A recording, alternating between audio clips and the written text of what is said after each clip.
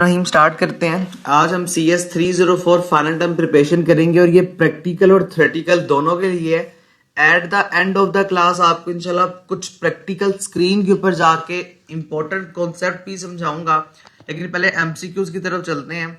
कोशिश ये करूंगा कि MCQs जो ज्यादा प्रोग्रामिंग से रेलिवेंट है उस पर ज्यादा फोकस करूं, ताकि आपको प्रोग्रामिंग से रेलिवेंट जितने भी क्वेश्चन है आप उसमें बेस्ट परफॉर्म कर सकें। So let's start. A base class method या base class member or method that is alternatively defined in a drive class is known as overriding। अच्छा देखो, overriding के कॉन्सेप्ट को जरा अंडरस्टैंड करने की कोशिश करते हैं। पेपर में ये बहुत इंपॉर्टेंट है, जिनका प्रैक्टिकल या थ्योरेटिकल दोनों का पेपर है। देखिए जी, हमने इसका एक छोटा सा जो है ना वो प्रैक्टिकल किया था जब हम रेगुलर क्लासेस कर रहे थे, तो मैं आपको प्रैक्टिकल स्क्रीन के ऊपर जाके इसको समझाने की कोशिश कर। ओके देखिए, CS 304 के प्रैक्टिकल के अंदर जो आपका बेसिक कॉन्सेप्ट होगा ना वो ज्यादा से ज्यादा आपका प्रोग्रामिंग का होगा। MCQs तो थ्योरेटिकल होंगे ही होंगे, लेकिन हम साथ साथ इसको प्रोग्रामिंग के पर्सपेक्टिव से भी समझ लेते हैं। दो बेसिक कॉन्सेप्ट हैं आपके, ओवरलोडिंग और ओवरराइडिंग के। ये जो MCQs है ना कि बेस क्लास किसको कहते हैं? पेरेंट क्लास को। ठीक है, जो पेरेंट क्लास होती है ना उसको हम बेस क्लास कहते हैं, और जो चाइल्ड क्लास होती है उसको हम ड्राइव क्लास कहते हैं। अब ये कहता है कि ऐसा मेथड जो अल्टरनेटिवली यानी कि चेंज किया जाए ड्राइव क्लास में, उसे क्या कहा जाता है? उसे ओवरराइडिंग कहा जाता है। ओवरराइडिंग के कॉन्सेप्ट के अंदर ये बात का ख्याल रखना कि बेस क्लास और ड्राइव क्लास के अंदर कोई भी चीज जो है ना वो सेम नहीं होती है। लेकिन जो ओवरलोडिंग का कॉन्सेप्ट है, चूंकि ये दो पेपर के अंदर बहुत इंपॉर्टेंट लॉन्ग क्वेश्चन आपके आते होते हैं, तो देखो ओवरलोडिंग का मतलब क्या होता है? ओवरलोडिंग का मतलब होता है कि आप सेम नंबर ऑफ फंक्शन को ऐड कर रहे हैं with in a parent class या चाइल्ड क्लास। ठीक है, ये सिंपल सा ओवरलोडिंग का कॉन्सेप्ट होता है। अगर हम यहां पे अंडरस्टैंड करने की कोशिश करें तो आप ये देखो, आपने क्या किया, आपने एक कैलकुलेटर नाम की क्लास बना ली। अब क्लास में पब्लिक पार्ट में मैंने कहा ओवरलोड मेंबर फंक्शन, देखो दो इंटीजर्स के साथ। ओवरलोडिंग का ये मकसद है कि मैंने पहले कहा 2 है, फिर उसके बाद मैंने कहा 3 है, यानी कि बिल्कुल एज इट इज सेम चीज है, लेकिन कर क्या रहा हूं? एक नए फंक्शन को ऐड कर रहा हूं। इसे ओवरलोड कहा जाता है। और अगर यही पार्ट आपके चाइल्ड और पेरेंट क्लास के दरमियान होता तो उसे ओवरराइड कहते हैं। ये सिंपल कॉन्सेप्ट है, वक्तन मैं आपको मजीद समझा दूंगा, लेकिन अभी के लिए ये ओवरराइडिंग की डेफिनेशन बहुत ज्यादा इंपॉर्टेंट है, इसको अच्छे तरीके से आपने याद करना है। अच्छा, आगे भी इसी कैटेगरी का क्वेश्चन है कि if a class D has been drive मतलब child class using protected inheritance. ये इनहेरिटेंस की टाइप्स है जनाब। 3 तरह की इनहेरिटेंस होती है। एक होती है पब्लिक, एक होती है प्राइवेट, और एक होती है प्रोटेक्टेड। देखो, पब्लिक वो पार्ट होता है जिसके अंदर हमारा जो डेटा पड़ा होता है वो पब्लिकली होता है। ठीक है, पब्लिकली से मुराद कि हम उसको किसी भी जगह पे एक्सेस कर सकते हैं। प्राइवेट पार्ट वो डेटा होता है जो सिर्फ विद इन क्लास हम एक्सेस कर सकते हैं, जबकि प्रोटेक्टेड जो होता है ना वो with in public and private के दरमियान फॉल कर रहा होता है। तो अगर क्लास D जो है वो ड्राइव क्लास है using a protected inheritance from class B, class D जो है वो इनहेरिट हुई हुई है क्लास B से। इनहेरिट का मतलब होता है कि विरासत में या उसके साथ अटैच है, जुड़ी हुई है।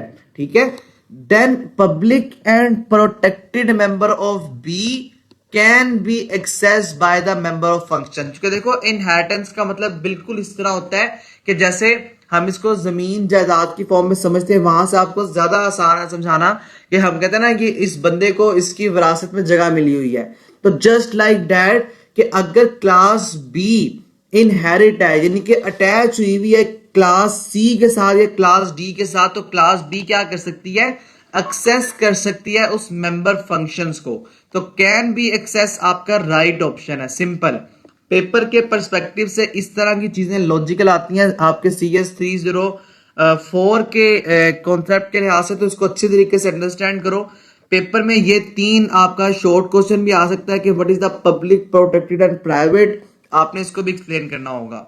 उसके आगे इन प्राइवेट, देखो वही बात आ गई ना कि इन प्राइवेट इनके इस तरह से क्वेश्चन पूछेगा कि प्राइवेट पार्ट में what only member functions and friend classes या drive class can convert pointer और reference desired object to that parent class. आपने ये बताना है कि ऐसा कौन सा मेंबर फंक्शन है जो क्या करता है, या फ्रेंड क्लासेस हैं जो रेफरेंस या ड्राइव ऑब्जेक्ट को पेरेंट क्लास में कन्वर्ट करती हैं। तो देखो ये इनहेरिटेंस का कॉन्सेप्ट है। इनहेरिटेंस का मतलब सिंपल ये होता है कि आपके पास एक बेस क्लास है जिसको पेरेंट क्लास कहा जाता है, और दूसरी आपके पास एक ड्राइव क्लास है जिसको चाइल्ड क्लास कहा जाता है। चाइल्ड क्लास को आप अटैच करते हो पेरेंट क्लास के साथ, तो इस कॉन्सेप्ट को इनहेरिटेंस का कॉन्सेप्ट कहते हैं। इन जनरल अगर हम इसको थोड़ा सा मजीद इन डेप्थ जाके अंडरस्टैंड करें तो हम इसको वर्ड में अंडरस्टैंड करते हैं, चूंकि ये बहुत इंपॉर्टेंट है आपका, चूंकि पार्ट ए और पार्ट बी दोनों इसी वीडियो में आपकी होंगी, यानी कि सब्जेक्टिव और ऑब्जेक्टिव सारा कुछ एक ही उसमें क्लास के अंदर कवर करने की कोशिश करूंगा। तो देखें, आप इसको इस तरह समझें कि फर्ज करें कि मैंने क्या किया, मैंने एक पर्सन नाम की क्लास बना ली। हम इस तरह से क्लासेस बनाते हैं, यहाँ पे आपके ऊपर क्लास का नेम होता है, यहाँ पे आपके पास जो है ना उसके एट्रीब्यूट्स होते हैं, और यहाँ पे आपके पास क्लास का बिहेवियर होता है। फर्ज करो मैंने कहा पर्सन की एक क्लास है। अब पर्सन की क्लास के साथ मैंने यहाँ पे नेम लिखा, एड्रेस लिखा, और यहाँ पे लिखा वॉक, यहाँ पे लिखा ईटिंग। ठीक है, अब देखो पर्सन तो कोई भी हो सकता है ना, एक स्टूडेंट एक पर्सन है, इसको हम STD कह देते हैं, दैट स्टैंड फॉर स्टूडेंट। एक डॉक्टर है, वो भी एक पर्सन है। फिर तीसरा कॉन्सेप्ट क्या है, टीचर, वो भी एक पर्सन है। देखो अब इनहेरिटेंस का मतलब क्या है कि ये सारी की सारी इसकी चाइल्ड क्लासेस हैं। चाइल्ड क्लासेस क्यों है, क्योंकि पर्सन तो हर बंदा है ना, डॉक्टर हो, टीचर हो, स्टूडेंट हो, पायलट हो, XYZ कोई भी चीज हो, कोई भी बंदा हो। ये कॉन्सेप्ट है आपके पास इनहेरिटेंस का। अब इनहेरिटेंस का फायदा क्या है कि मैं क्या काम कर रहा हूं, मैं अपने कॉन्सेप्ट को, अपने कोड को रीयूज कर रहा हूं। तो अगर रीयूजेबिलिटी का कॉन्सेप्ट आएगा तो वो इनहेरिटेंस में आएगा। यही कॉन्सेप्ट आपको कह रहा है कि प्राइवेट के अंदर ऐसा कौन सा मेंबर फंक्शन है जो आपकी ड्राइव क्लास को आपकी पेरेंट क्लास के साथ रेफर करता है या उसको जोड़ता है। सिंपल वो इनहेरिटेंस का फंक्शन है। फिर ये देखो, ये इस तरह के प्रोग्रामिंग क्वेश्चन ज्यादा पेपर में आ सकते हैं कि कंसीडर करें जी फॉलोइंग स्टेटमेंट इंट आई अरे स्टैटिक 5। ये अरे को लिखने का तरीकेकार है। इंट का मतलब है ये मेरी डेटा टाइप है, दैट मींस कि मेरा जो डेटा है वो किस कैटेगरी का होगा, इंटीजर टाइप का होगा। आई अरे ये मेरी अरे का नाम है, और उसके आगे जो हमारे पास इस तरह की ब्रैकेट्स होती है ना, इन ब्रैकेट्स में जो भी आप फिगर लिखते हो वो आपकी मेमोरी के सेल्स को ले लेता है। जैसे मैंने कहा मुझे 5 सेल चाहिए, यहां पे उसने 5 लिख दिया। फिर हमने कहा इंट स्टैटिक, ये क्या कर रहा है, ये पॉइंटर्स के कॉन्सेप्ट है, इक्वल टू आई अरे। अब पॉइंटर्स को हमने असाइन कर दी क्या, वैल्यू आई अरे के साथ, लेकिन यहां पे देखो इंट है, तो ये क्या करेगा, ऑप्शन देखो क्या कहता है कि एरर इन फर्स्ट स्टेटमेंट, क्या फर्स्ट स्टेटमेंट में कोई एरर है, एरर इन सेकंड स्टेटमेंट या बोथ स्टेटमेंट्स, या no error in both statements. अगर आप गौर करो तो आप क्या कह रहे हो, आप ये कह रहे हो कि इंट आई अरे 5, यहां तक तो बात ठीक है, यानी ये नहीं हो सकता। फिर इंट स्टैटिक PTR, ये भी बात ठीक है, लेकिन आपने इसको इनिशियलाइज किया सिर्फ अरेज के साथ, तो यहां पे ये सिंटैक्स एरर जो है वो आ सकता है। तो ये वाला इसका गलत होगा। इसका जो राइट ऑप्शन बनेगा वो ये वाला बनेगा कि अरे in error in the second element, ये सेकंड एलिमेंट के अंदर एरर है।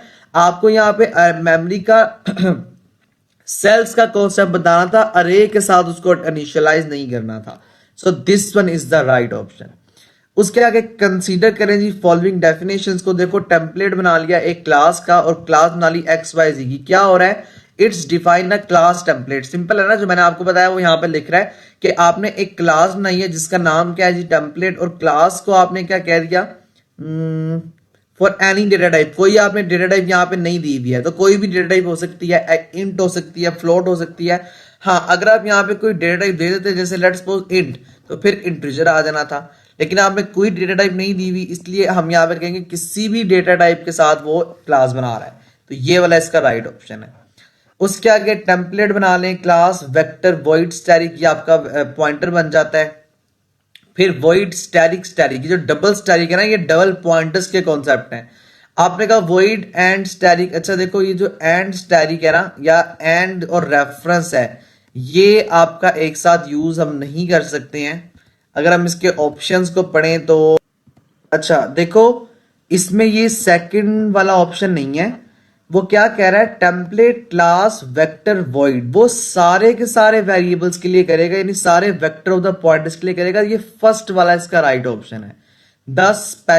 This specialization can be used as the common implementation for all the vectors of the pointers. तो ये वाला इसका राइट ऑप्शन है, ये वाला इसका राइट ऑप्शन नहीं है। ये बाकी दो तो हो ही नहीं सकते, क्योंकि इसमें वो नॉनसेंस की बातें कर रहा है कि can then double type pointer, तो डबल टाइप पॉइंटर तो उसने वॉइड के साथ इस्तेमाल किया ही नहीं है, तो वो यहां पे ये नहीं हो सकता। उसके आगे देखें तो template function use dash then ordinary template, ये सिंपल सा कॉन्सेप्ट है, इसमें समझाने वाला ऐसा कुछ भी नहीं है, क्योंकि ये सिंपल आपको वो दे रहा है उठा के लाइन है। तो ये आपकी क्या है कि जो टेम्पलेट फंक्शन होते हैं ना, वो लेस मेमोरी यूज करते हैं देन द ऑर्डिनरी फंक्शन, तो लेस ही इसका आंसर है।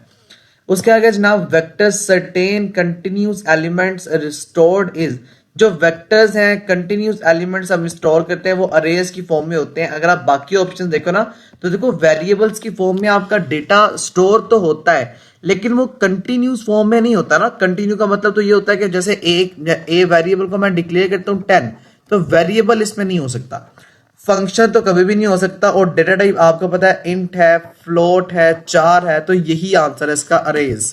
ठीक है। उसके आगे एन एसटीएल एल्गोरिथम, ये हमने आखिरी लेक्चर में पढ़ा था अमूमन कल वाली क्लास में। STL standard template library algorithm है। ये क्या करती है, ये स्टैंड अलोन फंक्शन है जो कि कंटेनर्स के साथ ऑपरेट करता है। So this one is the right option. The next one जनाब, इसमें अगर हम देखें तो वेक्टर वी आपके पास विद डिफॉल्ट कंस्ट्रक्टर। अब यहां पे कंस्ट्रक्टर के कॉन्सेप्ट को समझ लो। कंस्ट्रक्टर क्या काम करता है, देखो कंस्ट्रक्टर का काम ये होता है कि आपने मेमोरी को अगर गेट करना है तो वो कंस्ट्रक्टर करेगा, और मेमोरी को अगर वापस करना है, डिस्ट्रॉय करना है, तो वो डिस्ट्रक्टर करेगा। डिस्ट्रक्टर का इस तरह मद्दा वाला साइन होता है जिसको नेगेशन कहते हैं। हमने ये कहा कि वेक्टर वी जो है ना, वो डिफॉल्ट कंस्ट्रक्टर डिफाइन करता है अनदर वेक्टर डब्ल्यू। इसी के साथ कंस्ट्रक्टर जो साइज है वो 11 है, और ये इंसर्ट करता है 3 एलिमेंट्स को each of these vectors when we push back. जब आप पुश बैक जाओगे और साइज मेंबर फंक्शन के साथ काम करोगे तो क्या होगा, देखो पुश बैक का मतलब क्या है, पहले 11 था और फिर उसने क्या किया, 3 किया। ठीक है, तो पुश बैक का मतलब कहता है किस v और w के लिए कितना है। Answer is very simple. w को देखो पहले वो किसके साथ डिफाइन कर रहा था, 11 के साथ डिफाइन कर रहा था, और 3 को वो किसके साथ डिफाइन कर रहा है, वेक्टर v के साथ डिफाइन कर रहा है, इसने बताया हुआ है। ये देखें, तो यही आपका कॉन्सेप्ट है कि 3 फॉर v है और 11 फॉर w है। इसमें कुछ भी नहीं है, इसमें सिर्फ आपने ऊपर से लॉजिक पढ़नी और आपने इसको आंसर कर देना है। उसके आगे द कॉपी एल्गोरिथम, आपको नाम से पता लग रहा है कि जो कॉपी एल्गोरिथम है वो क्या करता है, वो रिटर्न करता है। लेकिन याद रखना कॉपी एल्गोरिथम आपको वो नंबर या वो एलिमेंट रिटर्न करेगा जो कि लास्ट एलिमेंट होगा पास्ट 1 पे। ठीक है, तो ये वाला इसका, ये सिंपल से आपको जो लास्ट वाले लेक्चर्स बताए हैं उन्हीं से सिर्फ थ्योरीज उठा कर दे रहा है, इसमें ऐसे समझाने वाला कोई काम नहीं है। The next one, using catch block is incorrect order. जो कैच ब्लॉक होता है वो इनकरेक्ट ऑर्डर में कब होता है, जब वो लॉजिकल एरर में जाता है। हाँ, ये बातें आपको बताना बहुत जरूरी है कि लॉजिकल एरर्स क्या होते हैं। देखो लॉजिकल एरर का सिंपल सा ये मकसद या मतलब होता है कि हमने ये करना है कि अगर मुझे, जैसे फर्ज करें मैं कहता हूं कि 2 मल्टीप्लाई बाय 3, यानी मैंने एक बच्चे से कहा कि अच्छा आप मुझे ना एक ऐसा प्रोग्राम लिख के दो जो क्या करे, मैं उसमें नंबर्स को ऐड करूं, नंबर्स को इंसर्ट करूं और मुझे मल्टीप्लाई कर दे। लेट्स सपोज 2 3s आर 6, लेकिन मैं ये चाहता हूं कि मेरे पास आंसर 5 आए। तो मैंने क्या करना था, मैंने गलती से क्या किया, प्लस की जगह मल्टीप्लाई का साइन डाल दिया। अब लॉजिकल एरर जो होता है ना, इसके अंदर हमारा प्रोग्राम चल तो रहा होता है लेकिन हमें हमारी रिक्वायरमेंट के मुताबिक जवाब नहीं दिया जा रहा होता। तो लॉजिकल एरर को फाइंड करना बहुत ज्यादा जरूरी है। तो जब आपका कैश ब्लॉक इनकरेक्ट ऑर्डर में चला जाता है तो आपकी लॉजिक काम कर रही होती है, आपके पास आउटपुट आ रहा होता है लेकिन आपको करेक्ट आउटपुट नहीं मिलता, उसे लॉजिकल एरर कहते हैं। सिंटैक्स एरर आपका grammatical part of the error होता है, जिसमें आप सेमी कोलन या कोलन लगाना अगर भूल जाते हैं तो वो सिंटैक्स एरर जो है वो बन जाता है। उसके आगे देखें, in the property in which existing class is modified to form a new class. आपने बताना है जनाब ऐसी प्रॉपर्टी जिसके अंदर आपकी एग्जिस्टिंग क्लास जो है वो मॉडिफाई करती है किसी न्यू क्लास को, तो उसे क्या कहा जाता है? तो जनाब उसको हम जो है वो इनहेरिटेंस कहते हैं। यहां पे इसका करेक्ट ऑप्शन ये पॉलीमॉर्फिज्म नहीं है, इनहेरिटेंस है। देखो इनहेरिटेंस में क्या होता है, हम एक क्लास को यानी बेस क्लास को जोड़ते हैं किसी ड्राइव क्लास से, तो ये इनहेरिटेंस है, ये पॉलीमॉर्फिज्म नहीं आएगा, इनहेरिटेंस आएगा। इसको भी हटा दें हमने, इसका आंसर ये इनहेरिटेंस ही होगा। उसके आगे जनाब दिस पॉइंटर, सिंपल लॉजिक है। दिस पॉइंटर क्या काम करता है? देखो ये आपको रिटर्न करता है आपके प्रीवियस ऑब्जेक्ट को। इसको बिल्कुल ऐसे समझ लो कि मैं कहता हूं दिस कॉन्सेप्ट, कौन सा? जो बता चुका हूं। तो ये क्या करता है? रेफर करता है आपके प्रीवियस ऑब्जेक्ट के ऊपर। ये बड़ा एमसीक्यूज है ना, वो रिपीटेड है, 12 दफा रिपीट है, इसको देख लेना, ये इंपॉर्टेंट है। उसके आगे जनाब क्या कहता है कि a real world object can be transform into the program entity by defining its perspective is known as. आपने बताना है कि रियल वर्ल्ड ऑब्जेक्ट को अगर आप ट्रांसफॉर्म करते हैं एक प्रोग्राम एंटिटी में जिसमें हम उसकी पर्सपेक्टिव यानी कि उसकी रिलेशनशिप्स वगैरह डिफाइन करते हैं, उसे क्या कहा जाता है? उसको क्लास कहा जाता है, बिहेवियर नहीं कहा जाता, क्योंकि ऑब्जेक्ट्स को हम एक क्लास के अंदर डिफाइन करते हैं, फंक्शंस नहीं होता, स्टेट्स भी नहीं होता, तो ये गलत मार्क किया हुआ है। बिहेवियर क्लास का बिहेवियर होगा, ये गलत कह रहा है आपको। उसके आगे C2 प्लस C1, ये बड़ा इंपॉर्टेंट है और इसमें समझाने वाला बहुत इंपॉर्टेंट पार्ट है आपको ऑपरेटर ओवरलोडिंग का। देखो मैंने कल एक आपके साथ शायद ग्रुप के अंदर लिंक शेयर किया था, मैं अभी आप रेगुलर स्टूडेंट्स के साथ अलावा जो ये यूट्यूब पे लोग सुन रहे होंगे उनके साथ भी शेयर कर देता हूं। वहां से आपका कंफर्म कुछ 4-5 एमसीक्यूज आते होते हैं, तो आप लोगों ने वो नहीं छोड़ना। So let's go to that. Okay, ये आपका ऑपरेटर ओवरलोडिंग का कॉन्सेप्ट है और ये बहुत ज्यादा इंपॉर्टेंट है। देखो इसमें पेपर में क्या पूछता है, मैं आपको स्क्रीन पे हाईलाइट करके दिखा देता हूं और मेक श्योर अगर आप इसका स्क्रीनशॉट ले सकते हुए तो ले लीजिएगा। देखें ये जो सारे के सारे साइंस आपको नजर आ रहे हैं ना, जिसमें न्यू है, डिलीट है, न्यू और ये जो ब्रैकेट्स आ गई विद ब्रैकेट्स डिलीट, ये सब साइंस ये ओवरलोड किए जा सकते हैं। पेपर के अंदर ये आता है, जैसे लेट्स सपोज वो स्पेशली ये न्यू डिलीट और ये जो एंड वाला साइन है पेपर में, ये मोस्ट रिपीटेड आपका एमसीक्यूज है। वो आपको ये देता होता है कि क्या हम इसको ओवरलोड कर सकते हैं, आपने ये बताना होता है। यानी क्वेश्चन इसका इस तरह होता है कि एंड इज ओवरलोडिंग, या इसको हम ओवरलोड कर सकते हैं ट्रू और फॉल्स। या पेपर में इस तरह दे देगा कि ओवरलोड ऑपरेटर कौन कौन से किए जा सकते हैं, तो एक आपके पास या तो ठीक होगा, 3 गलत होंगे, या वो कहेगा ऑपरेटर ओवरलोडिंग में बताएं ऐसा कौन सा ऑपरेटर है जिसको आप ओवरलोड नहीं कर सकते। तो उसके अंदर भी कुछ ऑपरेटर है जो मैं आपको दिखाता हूं, लेकिन ये सारे के सारे ऑपरेटर्स आप ओवरलोड कर सकते हो। इसको अच्छे तरीके से अपने माइंड में बिठा लो। न्यू डिलीट एंड है, इसको हम पावर साइन कहते हैं, ये मोड का साइन है, ठीक है, ये मोड का साइन परसेंटेज का, plus minus multiplied V N factorial, ये असाइनमेंट का साइन होता है, less than equal to plus equal to, तो ये सारे के सारे साइंस आप ओवरलोड कर सकते हो। तो ये बड़ा इंपॉर्टेंट कॉन्सेप्ट है आपका पेपर के लिहाज से।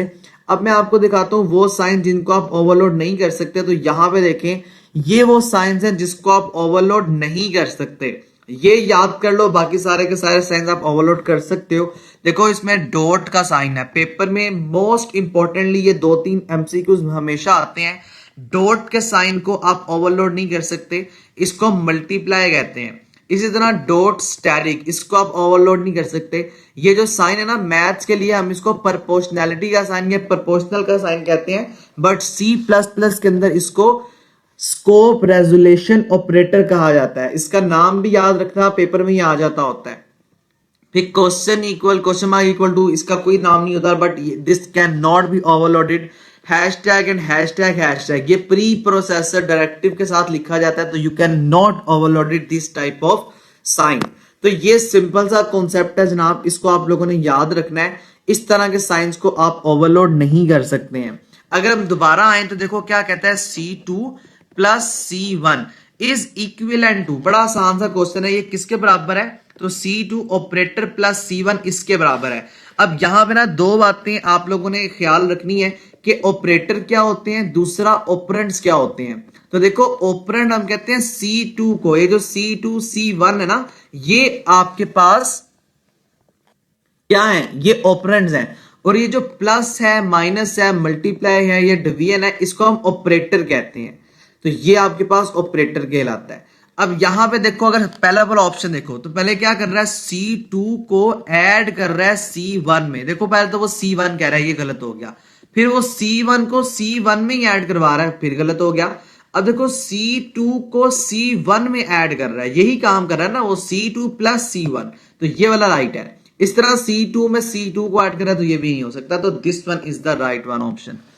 उसके आगे, what ensure that the correct function is called for an object. आपने ये बताना है ऐसा दिए गए ऑप्शन में से कौन सा फंक्शन या ऑप्शन करेक्ट है जो कि आपके ऑब्जेक्ट को कॉल कर रहा है। ये जो कॉल्ड है ना, ये वो वाला कॉल्ड नहीं है कि this type of object is called, यानी कहलाता है जिसे हम कहते हैं, इसका मतलब होता है बुलाना। ऑब्जेक्ट्स क्या होते हैं, ऑब्जेक्ट्स हम लोग उन बंदों को कहते हैं या उन प्रॉपर्टीज को कहते हैं जिसके कुछ एट्रीब्यूट्स या बिहेवियर होता है।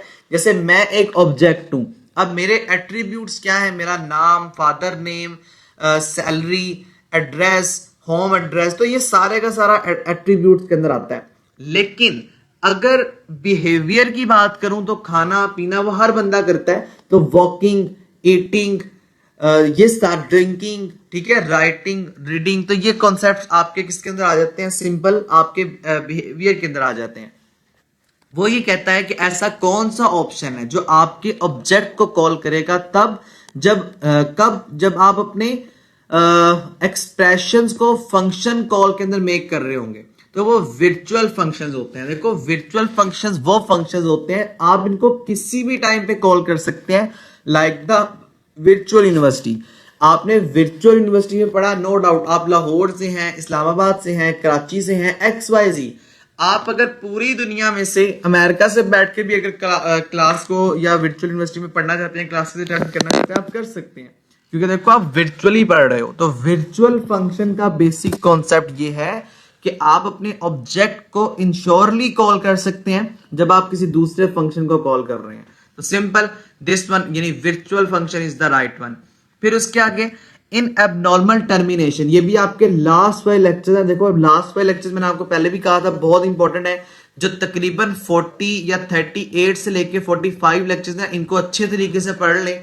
पेपर के अंदर यहां से बहुत कुछ आपसे पूछा जा रहा होता है। तो एबनॉर्मल टर्मिनेशन में ओवर प्रोग्राम इज टर्मिनेटेड, आपका जो प्रोग्राम है वो टर्मिनेट होगा कैसे, एबनॉर्मली तरीके से, क्योंकि एबनॉर्मल टर्मिनेशन है ना, ये सिंपल सी लाइन है, तो ये एबनॉर्मली ही इसका राइट ऑप्शन बनेगा। उसके आगे देखो, एक सिंपल सा आपको उसने जो है वो वेक्टर के लिए एक अनइनिशियलाइज्ड प्रोग्राम बना के दिया हुआ है। क्या कर रहा है, वेक्टर इंट EVEC या कोई एक वेरिएबल का नेम होगा, आफ्टर एडिंग द एलिमेंट, वो किसी एलिमेंट को ऐड कर रहा है। हमने कल वाले लेक्चर के अंदर जो रेगुलर स्टूडेंट्स हैं उनके लिए हमने कल ये देखा था कि हम लोगों ने पुश, यानी कि हमने पूरे स्टैक डेटा स्ट्रक्चर को समझा था। तो देखो ये वही है। पुश के अंदर क्या होता है, पुश का मतलब ये होता है कि अगर मुझे वैल्यूज को इंसर्ट करना है बाय यूजिंग अ स्टैक, याद रहे स्टैक एक लीफो करेक्टर है, यानी लीफो डेटा स्ट्रक्चर है जो कि लास्ट इन फर्स्ट आउट के साथ काम करता है। तो हमने कहा पुश कर दो, यानी push back 21, what will happen, कहता है इस सारे के सारे कोड को देख के आप अंडरस्टैंड करो क्या होगा। तो देखो it will add an element, ये बात तो ठीक है कि वो एलिमेंट को ऐड करेगा, बट कब, एट द एंड, यानी कि बैक। क्यों बैक से ऐड करेगा, देखो यहाँ पे जरूरी नहीं है कि उसने बैक लिखा हुआ है, ये आपको सिर्फ उसने कंफ्यूज करने के लिए लिखा हुआ है। Let's go to the word screen ताकि मैं आपको समझा सकूं कि ये वो क्यों ऐड करेगा एंड से। तो देखिए हमारे पास लास्ट इन फर्स्ट आउट का कॉन्सेप्ट ये होता है कि आप फर्ज करो मेरे पास एक कंटेनर है और यहाँ पे कुछ बुक्स पड़ी हुई हैं, मैं कह देता हूं बुक 2 ये है और बुक 1 ये है, बुक 2 को उठा के इसके अंदर ऐड कर दो। ले जी मैंने बुक 2 को उठा के ऐड कर दिया, फिर इस बुक 1 को उठा के ऐड कर दो, मैंने यहां पे बुक 1 को उठा के भी ऐड कर दिया। अब देखो लास्ट के अंदर कौन सी चीज गई, यानी लास्ट इन, कहां से लास्ट या कौन सा एलिमेंट आप कह सकते हैं कि लास्ट में गया। देखो कौन सी किताब आखिर में आपने डाली है, बुक 1 डाली है ना। अब लास्ट इन का मतलब कि मैंने जिसको आखिर में इंसर्ट किया, फर्स्ट आउट। अब मैं आपसे कहता हूं अच्छा मुझे बुक 2 निकाल के दें, तो आपको पहले क्या करना पड़ेगा, बुक 1 को बाहर निकालना पड़ेगा। तो इसका मतलब है कि फर्स्ट आउट, जो आखिर में जो चीज अंदर इंसर्ट हुई है या किसी भी एक स्टैक मेमोरी में या किसी भी जार में गई है, वो क्या करे, सबसे पहले उसको बाहर निकालो। तो ये स्टैक का डेटा स्ट्रक्चर जो आगे जाके इंशाल्लाह मजीद डिस्कस करेंगे CS301 किताब के अंदर। But at that important point, stack basically consistent in last in first out. इसी को सिर्फ आपको यहाँ पे जरा कंफ्यूज कर रहा है कि वो at the back of the evaluation या ई वेक्टर से इनिशियलाइज करेगा आपकी वैल्यू को। देखो यहाँ पे स्टार्ट से नहीं होगा, सेंटर से भी नहीं होगा, इसीलिए ये दो ऑप्शन गलत है। This one is the right option कि वो हमेशा एट द एंड ही कर रहा होगा।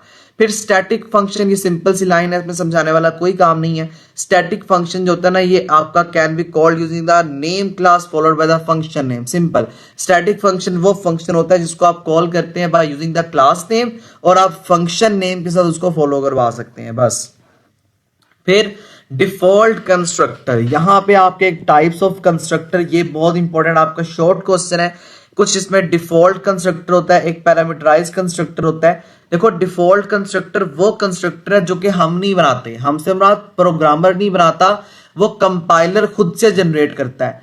अगर एक कंपाइलर यानी अगर कंपाइलर खुद से आपका प्रोग्राम जनरेट कर रहा है, उसे डिफॉल्ट कंस्ट्रक्टर कहते हैं। तो default constructor either no parameters, यानी ये इसने खुद ही बता दिया कि डिफॉल्ट कंस्ट्रक्टर ना कोई पैरामीटर लेता है, ना उसकी कोई डिफॉल्ट वैल्यू होती है।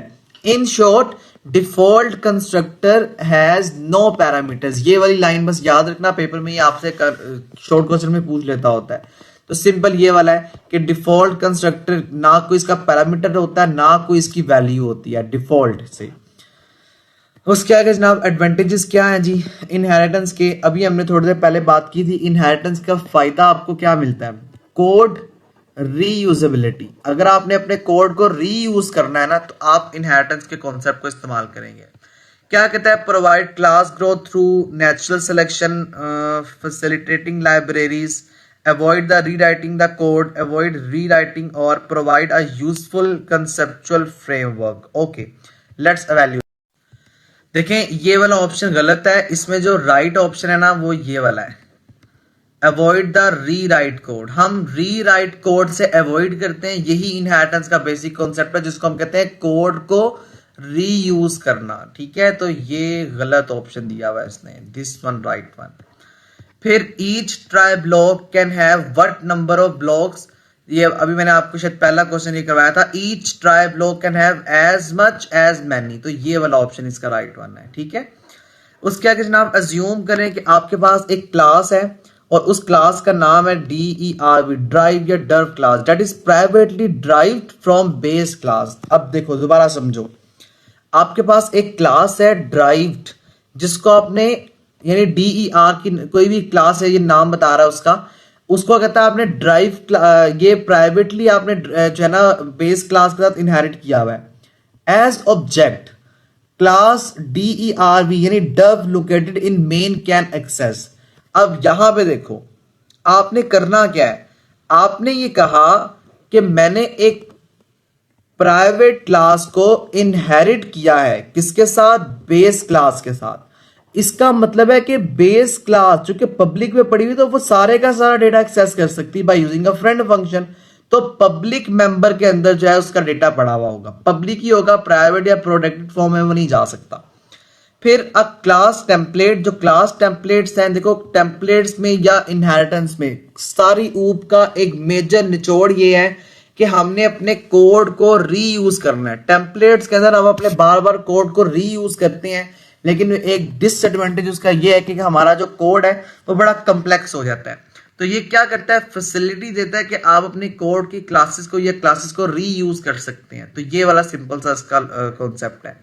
फिर कॉपी कंस्ट्रक्टर क्या करता है, आपके आर्गुमेंट्स को पास्ड बाय वैल्यू के साथ इन्वोक करता है। सिंपल लाइन है जो कि हैंडआउट से उठ के आई हुई है जनाब। The next one, suppose we have two drive classes, हमारे पास दो ड्राइव क्लासेस हैं। ड्राइव क्लास का मतलब जो आपकी चाइल्ड क्लास है। From a single class can we write a method with some name in both these drive class, choose the best option. आपको ये कहता है कि आपके पास दो ड्राइव क्लासेस हैं और आप उनके लिए अगर कोई मेथड लिखना चाहते हैं सेम नेम के साथ, तो क्या आप लिख सकते हैं? दिए गए ऑप्शन में से बताएं।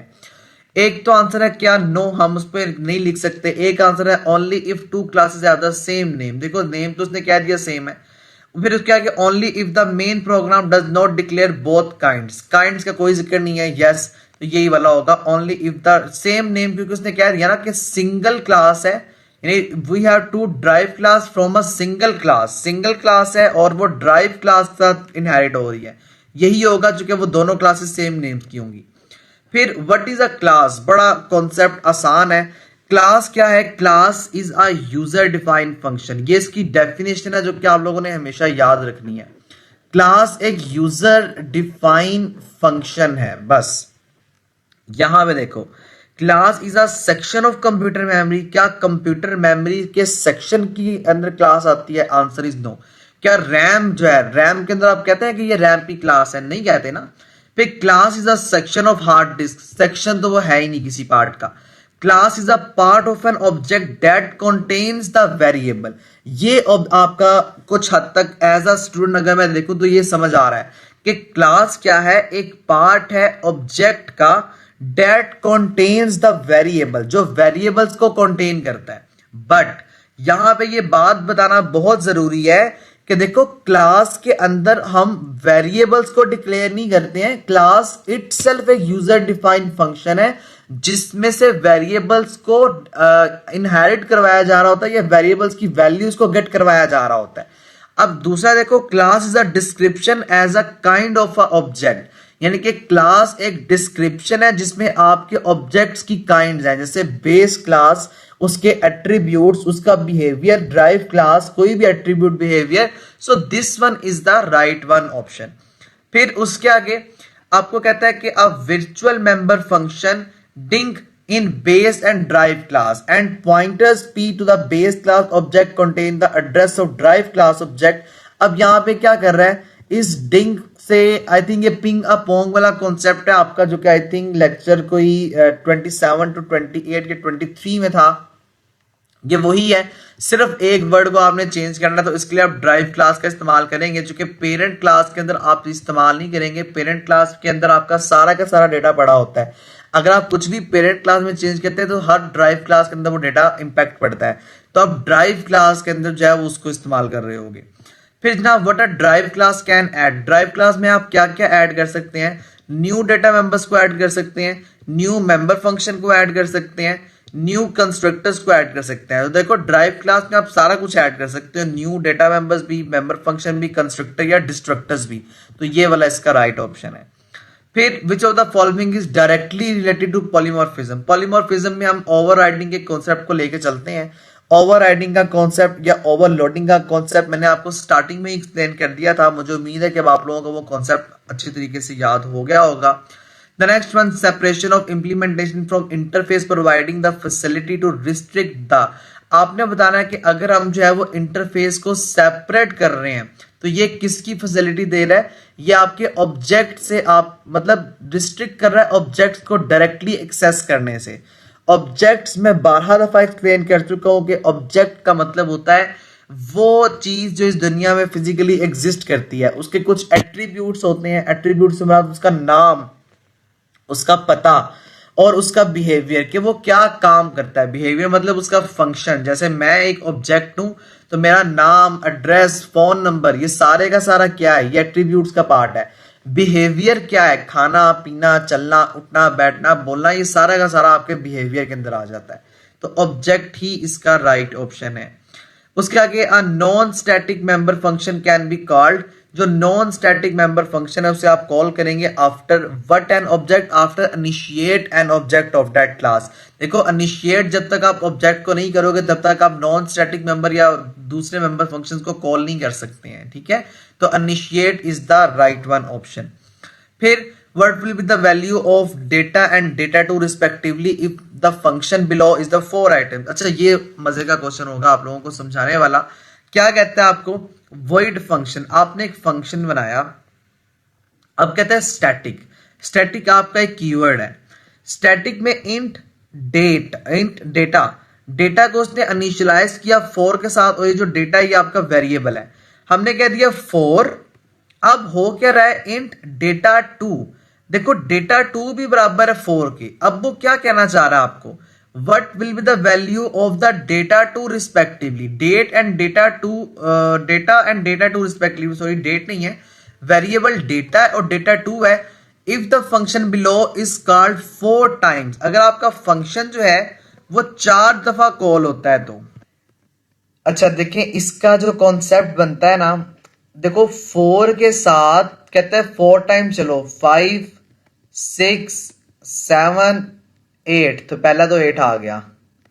दूसरा उसने डेटा 2 को डायरेक्टली 4 किया था, उससे एक स्टेप आगे चले जाओ, द नेक्स्ट वन इज 5। 5 8 तो हो ही नहीं सकता, 5 5 भी नहीं हो सकता। देखो 5 5 जो है, हाँ ये भी हो सकता है। अगर हम इसको इस पर्सपेक्टिव से देखें कि वो क्या कर रहा है, लेकिन वो 4 टाइम्स कहता है वो फंक्शन बिलो इज कॉल्ड, वो 4 दफा कॉल करेगा अपने आप को। तो जब वो 4 दफा कॉल करेगा तब वो 8 पर्सपेक्टिव, ये फर्स्ट वन ज्यादा इसमें वैलिड रहेगा। 7 नहीं आ सकता किसी तरीके से भी, क्योंकि 7 5 की फुलफिल नहीं कर रहा। So this one is the right option as such according to my own knowledge, बाकी सारे गलत है।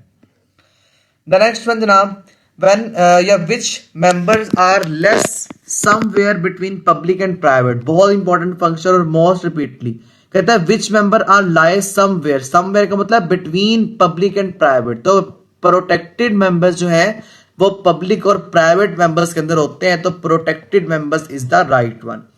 फिर अ बेस क्लास मेंबर और method that is alternatively defined in drive class. देखो ये भी आपका क्वेश्चन रिपीट हो गया, जो मैंने आपका पहला क्वेश्चन दिया था उसी से अमूमन लेके आ रहा है कि बेस क्लास का मेथड जिसमें हम अल्टरनेटिवली डिफाइन कर रहे हैं ड्राइव क्लास में, वो क्या कहलाती है, ओवरराइडिंग कहलाती है। फिर all the dash member of base class can be access from the drive class. Simple है कि all the dash member of the base class, आपने बेस क्लास के एक्सेस करवाने ड्राइव क्लास से, तो प्राइवेट तो किसी सूरत नहीं हो सकते, प्रोटेक्टेड भी नहीं होंगे, नॉन प्राइवेट होंगे जिसको हम पब्लिक भी कह देते हैं, तो non private is the right one option. फिर the mechanism of selecting function at run time. देखो रन टाइम पे जो आपका मैकेनिज्म होता है ना, according to the calling of object, उसे वर्चुअल बाइंडिंग कहा जाता है। ये सिंपल सी एक लॉजिक, ये सिंपल सी एक डेफिनेशन है जो कि आपने सिर्फ याद करनी है। तो virtual binding is the right one. उसके आगे देखें तो a non virtual member function in base class, जो नॉन वर्चुअल मेंबर फंक्शन है बेस क्लास में वो ओवरराइड होते हैं ड्राइव क्लास में। If the non virtual function is called through base class pointed through drive class, then the what version is used. अच्छा अब देखो क्या हो रहा है, हो ये रहा है, कहता है कि नॉन वर्चुअल फंक्शन जो है ना वो क्या करता है, वो कॉल करता है, बुलाता है क्लास को, बेस क्लास को ड्राइव क्लास ऑब्जेक्ट के लिए। Then what version is use, कौन सा वर्जन जो है वो यूज होगा, तो ड्राइव क्लास ही होगा। कैसे, पॉइंट इज कि देखो बेस क्लास से इनहेरिट किसको कर रहा है वो, कि बेस क्लास पॉइंटर यानी पॉइंट कर रही है किसको, ड्राइव क्लास को। ये तो ठीक है ना कि पेरेंट्स डील करते हैं अपने चाइल्ड के साथ। Then what version is use, कौन सा वर्जन यूज हो रहा है, कब, जब आप ओवरराइड कर रहे हो ड्राइव क्लास के साथ, तो ऑब्वियसली आपकी चाइल्ड क्लास यानी ड्राइव क्लास यूज हो जाएगी। So drive class is the right one. The second last MCQs of this class is when we write a class template. जब आप क्लास टेम्पलेट को राइट करते हैं तो ये आपका सिंटेक्स बहुत इंपॉर्टेंट है, मोस्ट रिपीटेड एमसीक्यूज है ये वाला। जब भी आप राइट करेंगे ना तो उसका लिखने का तरीका ये होता है कि आप टेम्पलेट लिखेंगे और आपकी क्लास का नाम ब्रैकेट्स के अंदर लिख दिया जाएगा, जो भी क्लास है। अमूमन हम क्लास टी लिखते हैं ये वाला, तो यही इसका राइट ऑप्शन है। The next one that is the last MCQs of this video जनाब, the following template return the maximum of what value. आपने ये बताना है कि जो दिए गए टेम्पलेट्स है ना, ये क्या आपको वैल्यू रिटर्न करेगा। तो देखो सबसे पहले टेम्पलेट टाइम, ये आपने टेम्पलेट को डिक्लेयर किया, इनलाइन फंक्शन हमने लगाया, इनलाइन में हमने क्या दिया, कॉन्स्ट यानी कांस्टेंट कर दो, कांस्टेंट ए और constant B. If A is less than B then use B else A. अच्छा ये आपका ना कंप्लीट प्रोग्राम नहीं है, देखो यहां पे ना उसने नीचे स्क्रॉल डाउन करना था लेकिन अनफॉर्चुनेटली उसने स्क्रॉल डाउन किया हुआ नहीं है। So this is not the complete program. हम ऐसे देखें तो बी और वैल्यू को दे, लेकिन बहरहाल मैं आपको बता देता हूं आपने कैसे देखना है। पेपर में देखो आपको ना इस ए की और बी की वैल्यू गिवन होगी, ठीक है। आप फर्ज कर लो कि ए की वैल्यू जो है ना वो 2 है और बी की वैल्यू, देखो अगर ए की वैल्यू 2 होगी और बी की वैल्यू 3 होगी, उस हिसाब से आपको उसने कोई कंडीशन दी होगी। फर्ज कर लें जैसे यही कंडीशन है कि ए इज लेस देन बी और उसने कुछ सी आउट 1 2 3 कह दिया होगा, तो बस वो देखते हुए आपने इसके नंबर्स को फाइंड कर लेना है, ठीक है, सही है। उसके आगे देखें, the last question is that is very important and very repeat, which of the following is not an advantage of generic programming. Paper में ये 3 नंबर का शॉर्ट क्वेश्चन आ जाता है जनाब, बस नाम लिखने हैं आपने और कुछ नहीं लिखना। देखो जेनेरिक एल्गोरिथम या जेनेरिक प्रोग्रामिंग का जो फायदा है ना वो रीयूजेबिलिटी, राइटेबिलिटी और मेंटेनेबिलिटी है। यानी कि रीयूज करना कोड को बहुत आसान होता है जब हम जेनेरिक प्रोग्रामिंग की बात करते हैं। राइटेबिलिटी हमारी अच्छी हो जाती है, यानी एक दफा कोड को राइट किया और हर जगह यूज कर लिया। मेंटेन करना बड़ा आसान है, अगर मुझे नई चीजें ऐड करनी है ना तो मुझे क्या करना पड़ेगा, एक जगह पे चीज को ऐड करना पड़ेगा, वो अपने आप हर जगह पे चेंज हो जाएगा। बट ये जो एफिशिएंट मेमोरी यूसेज है ना, ये इसका नुकसान यानी ये इसका फायदा नहीं है, ये इसके अंदर नहीं आएगा, ये इररिलेवेंट बात है। So this is the right one option. Okay जी, मुझे उम्मीद है कि मेरे बताए हुए कॉन्सेप्ट्स आपको समझ आ गए होंगे। अगेन सुन लें, पेपर के अंदर आपने किसी चीज को स्किप करके नहीं आना। मोर इंपॉर्टेंटली ऊप के अंदर किताब को पढ़ के जाना। अगर टाइम नहीं है तो इसी कॉन्सेप्ट को मेरे याद कर लो या बार बार रिपीट करते रहो, देखते रहो, आपको कुछ हद तक समझ आ जाएगी, ठीक है। मुझे उम्मीद है कि बेसिक कॉन्सेप्ट्स आप लोगों को जो है वो कवर हो चुके होंगे। Thank you so much. यहां तक अपनी इस क्लास को रखते हैं। अल्लाह हाफिज।